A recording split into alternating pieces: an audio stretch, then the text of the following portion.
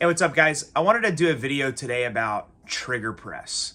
And it's not going to be, we're going to get into some things that I see with newer students. And maybe newer students is not even the best thing, but students that I have encountered that get an idea about how to press the trigger in their head, either through their own experiences not being coached by me or through their experiences consuming content online, videos, guys talking about how to shoot, etc.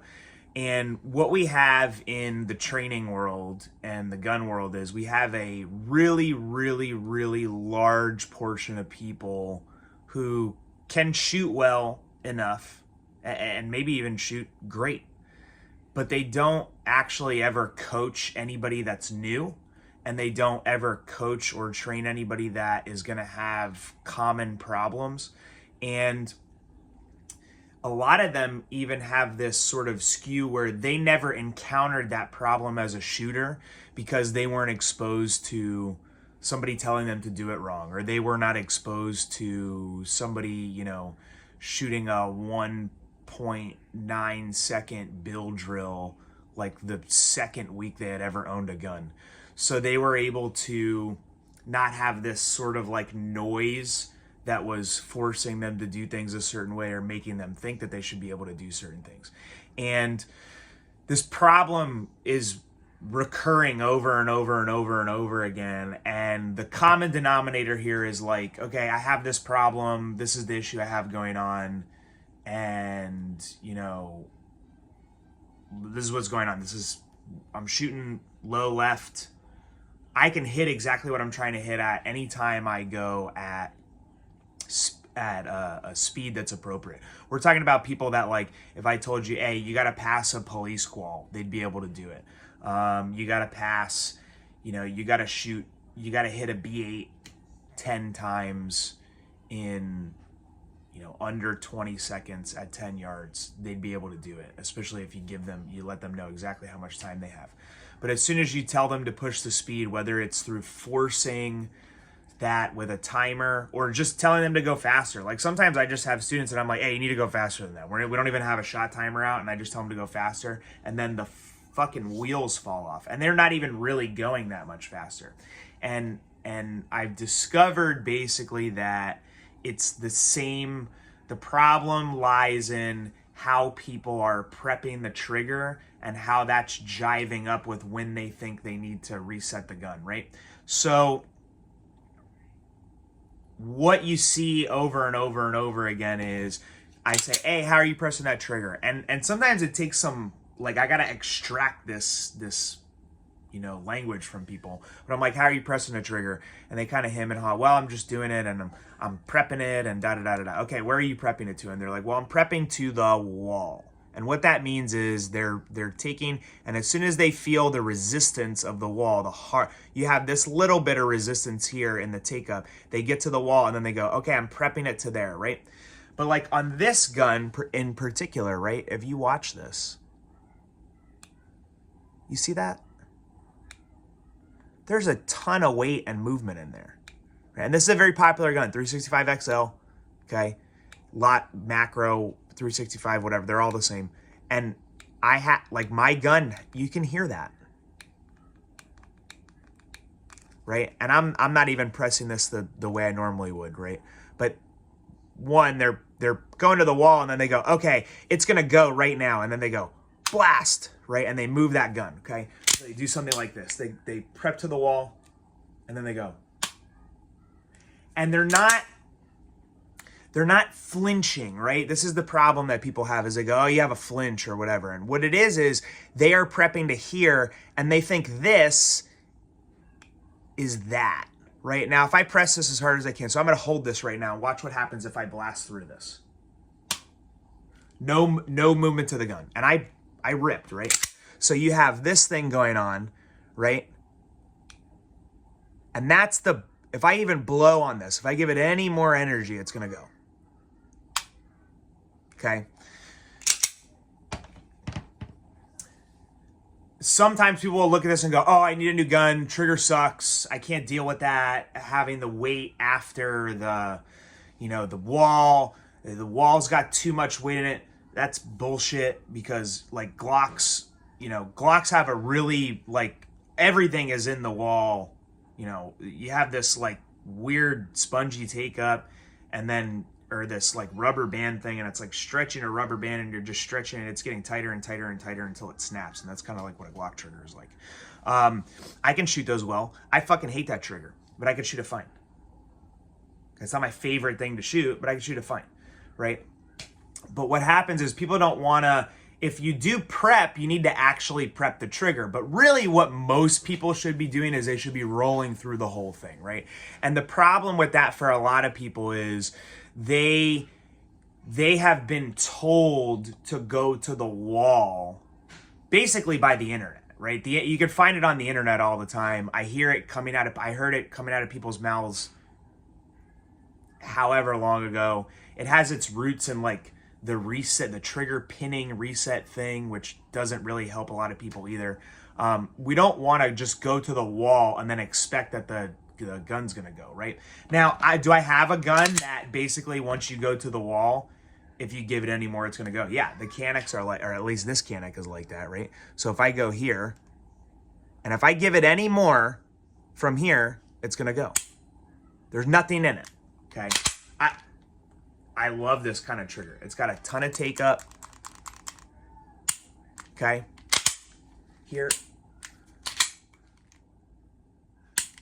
Okay, you see I can blast through that and the gun doesn't dip, the muzzle doesn't go, none of that shit, right? 2011 trigger, right? I can sit here and do this all day. I can go right to the take up point, or right to the wall. And then there's quite a bit of weight in the wall. Like I'm pressing through, and then it just goes, right? Now, if I go here and I do this, right? So if I come out and I go, okay, I'm gonna press this trigger. I'm at the wall. Okay, I'm ready to shoot now, right now, right? I can dip that, okay? If I do this though, it does nothing. And what I'm doing there is I'm no tension, and all I'm doing is rolling through. Okay, if you try to stop at the wall as a novice, intermediate shooter, and if you're trying to do this while you're going fast as somebody who maybe has a lot of experience or knows what they're doing, you are going to fuck up more than you ought to. And it will throttle your speed, and it will kill your accuracy, and it will tank your confidence. And all these people telling you that they're going to the wall and then they're just going through, they're probably not actually even pressing the trigger like that, to be frank. When they're paying attention to how they press the trigger, maybe if they're shooting, zeroing an optic, or they're shooting a very difficult small target at distance, maybe that's how they're doing it. But when they're going fast, they are not prepping to that. Like, I'm a big prep guy. I shot B8s for years and years and years and years. I love doing it. It was a very fun thing that I like to do. It was very good for my mentality and analyzing my fundamentals and all that stuff. And even when I would roll through the trigger, like when I started adding time hacks to my B8s, like if I have to shoot an untimed B8, I will absolutely prep the trigger. But I don't stop at the wall. I keep adding the pressure the whole time, and it's rolling through the trigger. What you're doing is you're continuing the press until it goes. You let your finger out and you continue the press again. There may be times where the press is halted or slowed, but you're never gonna go to that stop and then make a choice to press the rest of it, right? That's not the way that you should be doing this. However, that is the way that I see tons and tons of students that have problems with it do it, right? And you can see I have all these different types of triggers here. You have, this is a 320, they're hooked up 320 trigger. That's the wall. Look at how much is left in here, guys. Right? You've got a ton of weight and a ton of movement in there, right? When really what you should be doing is just this. Okay? And it comes out like this, right? Comes out Now you can see the slide doing that stupid shit that 320 slides do. So let me hold over the top here. Watch, no movement. Okay. The gun shouldn't, like if you are doing this the right way, the gun shouldn't move. Okay? Even this trigger, this is arguably the worst trigger. Like it's got like I showed you guys earlier. It's got like this weird, you can hear the click. It's got a weird 2-stage thing going on, right? Watch. Okay, this one's the best trigger. Same thing, come out. There's no movement, okay? There shouldn't be movement because if you're rolling through the trigger, you're not trying to guess when it's gonna go off and be like, oh, I'm at the wall. And then you tighten everything up and try to go. You're just gonna roll through the trigger, the gun's gonna move, you put the gun back, okay? So let's stop stopping. Don't stop at the wall. You don't need to stop at the wall and then blast through the rest of the trigger because some fucking guy that got popular in 2016 shooting tannerite in his range, like on his property, tells you that like that's how he pressed the trigger, right?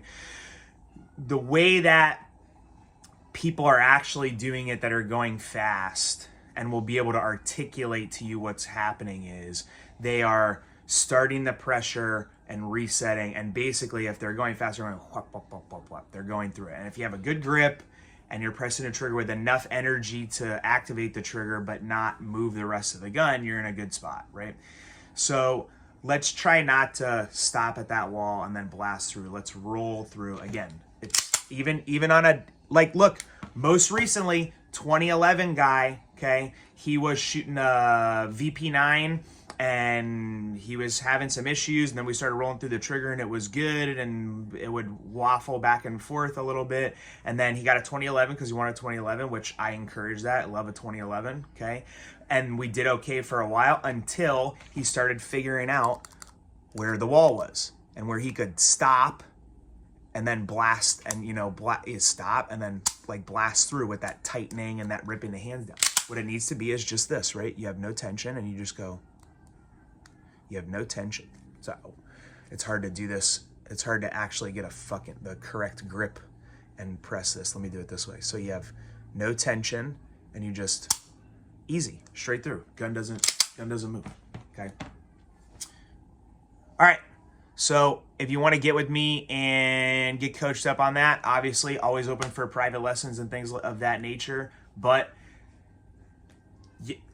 you can just add that in right now, guys. You don't need me. Like I just told you that, and now, just go add it in. Go try it out, see how it goes. You're gonna roll through that trigger. You're not gonna stop at the wall and blast through. You're just gonna continue to add pressure until the gun goes off, okay? If you have people telling you that they go to the wall and that they while they're going fast, they go to the wall and get the creep out and all that shit, they're full of shit. Okay, they don't do that when they're going fast. They might do that when they're shooting a precision shot. I do that when I'm shooting a precision shot, but that's not what we're doing right now, okay? And another thing is if you don't understand your trigger, if you don't understand how it works, you're not gonna be able to manipulate the gun the way that you need to. So there is a time and a place for taking the slack out, adding pressure, feeling the creep. Like, do you think that I learned about all these, do you think that I learned that this trigger has this hitch in it? That it has this little hitch. Do you think I learned that by not exploring the trigger? No, of course not. Okay. Again, you can explore that in yourself in dry fire, or you can come with me and we can add a little bit of context with it.